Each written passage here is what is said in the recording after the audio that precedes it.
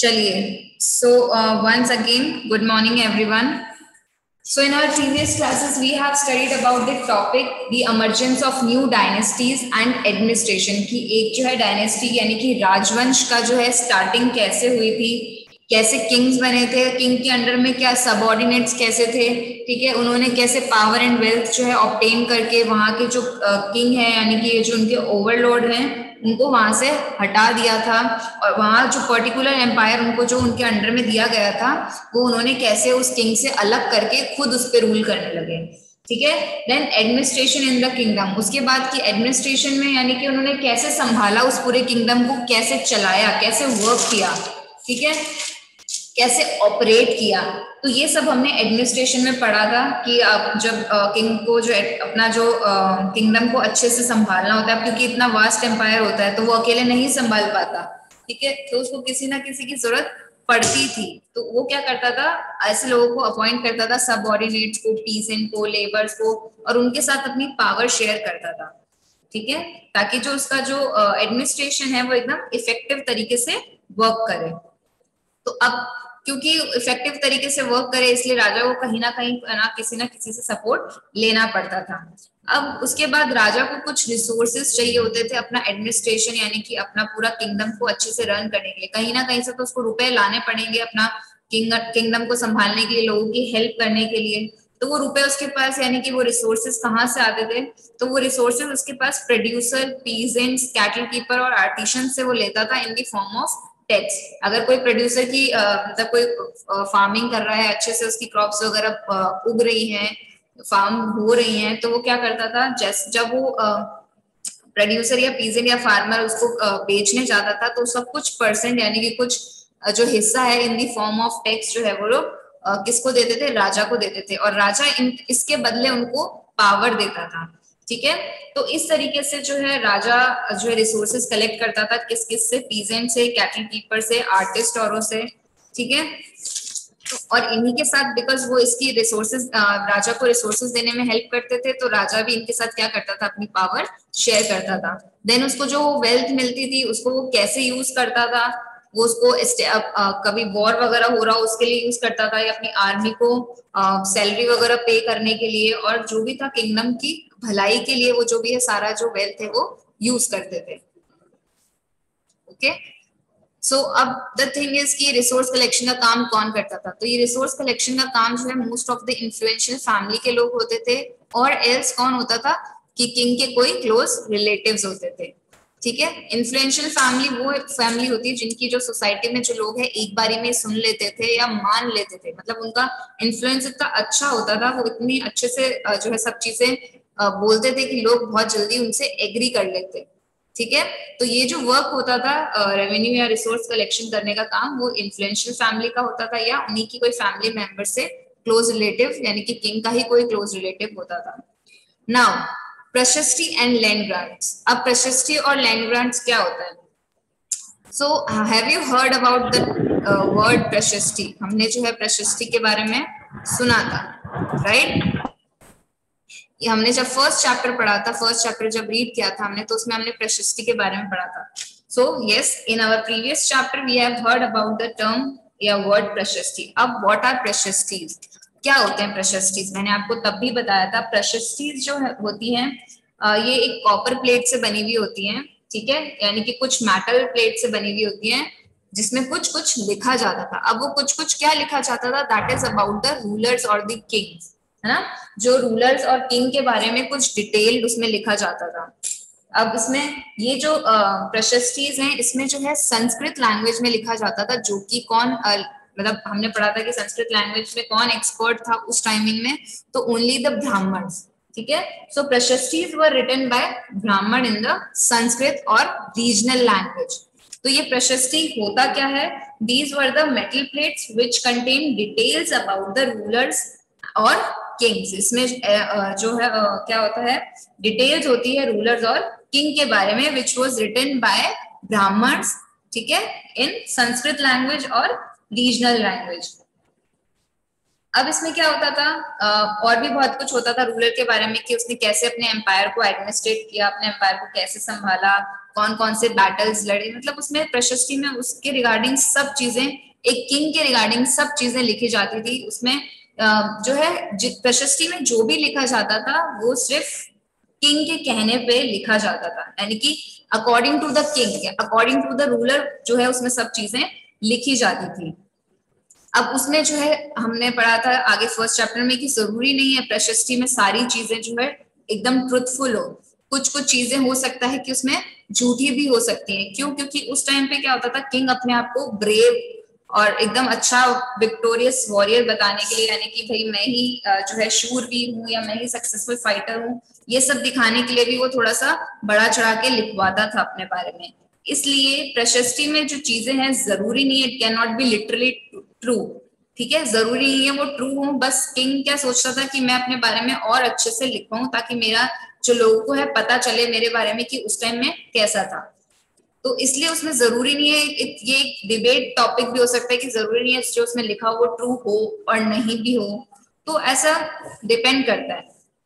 क्योंकि वो जो प्रशस्ति थी वो सिर्फ राजा के अकॉर्डिंग बनाई जाती थी, जैसे जैसे वो बोलते थे उनके अकॉर्डिंग जो है वो चीजें लिखी जाती थी। So prashasti contain detail that may not be literally true, जरूरी नहीं है वो सच बात हो, but they tell us how ruler wanted to depict themselves, वो अपने आप को कैसा डिपिक्ट यानी कि कैसा दर्शाना चाहते हैं, कैसा अपने आप को बताना चाहते हैं। तो they want to depict themselves as a valiant means brave. ठीक है, वो अपने आप को कैसा दिखाना चाहते हैं, ब्रेव दिखाना चाहते थे, बहादुर दिखाना चाहते थे, एंड विक्टोरियस वॉरियर यानी कि एक सक्सेसफुल फाइटर जिसको आप शूरवीर भी कह सकते हैं, वो अपने आप को ऐसा डिपिक्ट करना चाहते थे। For example these were compose by learn Brahmins, मैंने बताया था कि कौन लिखता है, ये ब्राह्मण लोग लिखते हैं, because only they have the knowledge of Sanskrit language उस टाइम पे।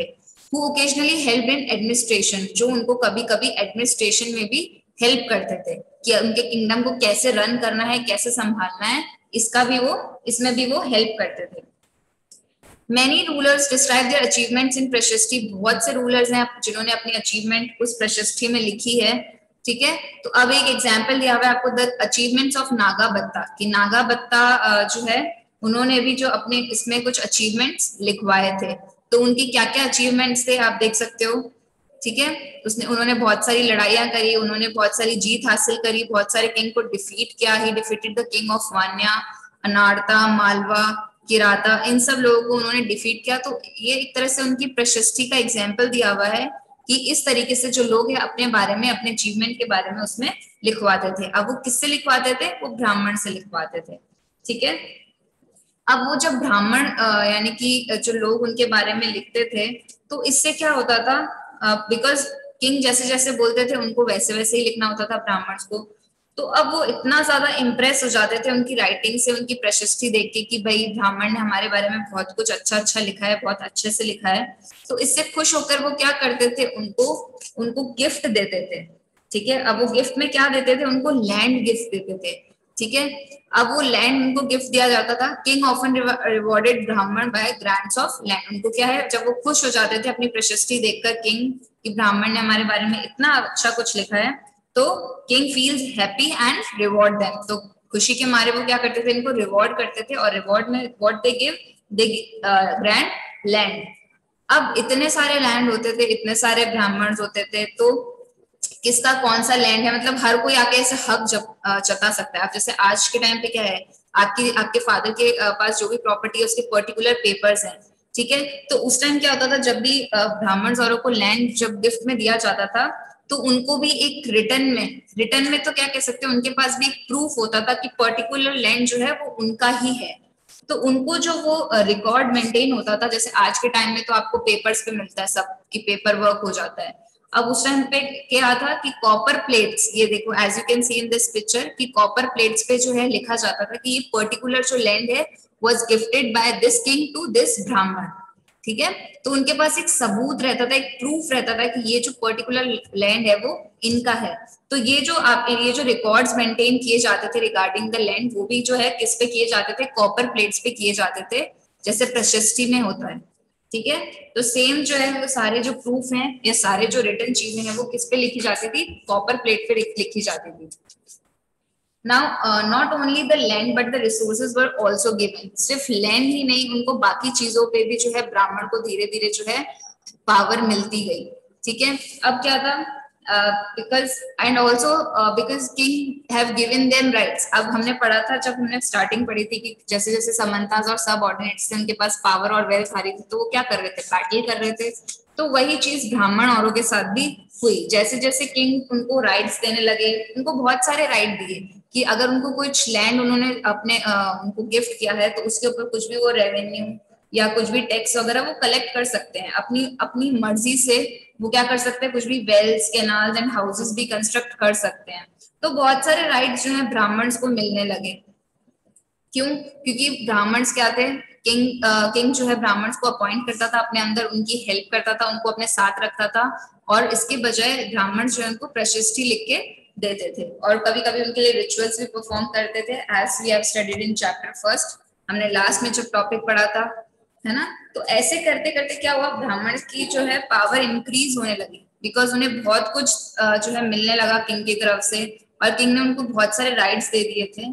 तो इस वजह से क्या हुआ, ब्राह्मण की जो पास पावर्स हैं वो इंक्रीज होने लगी। तो अब इनके पास इतनी पावर इंक्रीज होने लगे कि वो लोग आपस में या उस किंग के साथ पर्टिकुलरली बैटल भी करने लग गए, है ना, लड़ाई भी करने लग गए। ठीक है, तो इस वजह से क्या था, पुराने टाइम में बैटल्स जो है चलते रहते थे। कभी कोई किसी एरिया पे कब्जा पा रहा है, कभी कोई किसी एरिया पे कब्जा पा रहा है, कभी किसी के पास कुछ वेल्थ आ गई, तो उस अकॉर्डिंग वो जो है किंग से लड़ाई कर रहा है। तो ये जो बैटल्स थे, स्ट्रगल ऑफ बैटल, यानी कि जीतने के लिए, जीने के लिए, या कुछ भी पर्टिकुलर एरिया में कब्जा करने के लिए जो बैटल्स थे वो चलते ही रहते थे। ठीक है, देन अब इसमें तो क्या होता था, प्रशस्ति में जो ब्राह्मणों को जो किंग अपना लिखवाना चाहता था अपने बारे में, तो सिर्फ ब्राह्मण लोग वही लिखते थे। बट एक जना कोई ऐसा आया, ठीक है, अब वो क्या था हम पढ़ते हैं। Unusual for the 12th century was a long Sanskrit poem containing the history of king who ruled over Kashmir. अब एक पोयम लिखी गई, ठीक है, उन किंग्स के बारे में जिन्होंने कश्मीर पे रूल किया। ठीक है, संस्कृत में पोयम लिखी गई। अब ये संस्कृत में पोयम किसने लिखी थी? It was compose bye an author named Kalhana. Kalhana ऐसे व्यक्ति थे या ऐसे पर्सन थे, ठीक है, जिन्होंने क्या किया था, संस्कृत में पोयम लिखी थी। किन के बारे में? उन किंग्स के बारे में जिन्होंने जो है कश्मीर पे रूल किया था। अब ये कल्हाना भी क्या कर सकता था, जैसे जैसे उसको किंग बोलते वो वैसे वैसे पोयम बना सकता था, या वैसे वैसे उनके बारे में लिख सकता था जैसे ब्राह्मण करते थे। बट कल्हाना ने ऐसा नहीं किया। उसने क्या किया, बहुत सारे सोर्सेस पे स्टडी करी, बहुत सारे इंस्क्रिप्शंस देखे, डॉक्यूमेंट्स देखी, पुरानी हिस्ट्री के बारे में पढ़ा। ठीक है, उसके बाद उसने अपने व्यूज, ठीक है, यानी कि जैसे जैसे वो किंग ने वर्क किया उस पर्टिकुलर किंगडम में, मतलब पूरी उनकी जो भी सच्चाई थी उसने उस अकॉर्डिंग वो पोयम लिखी।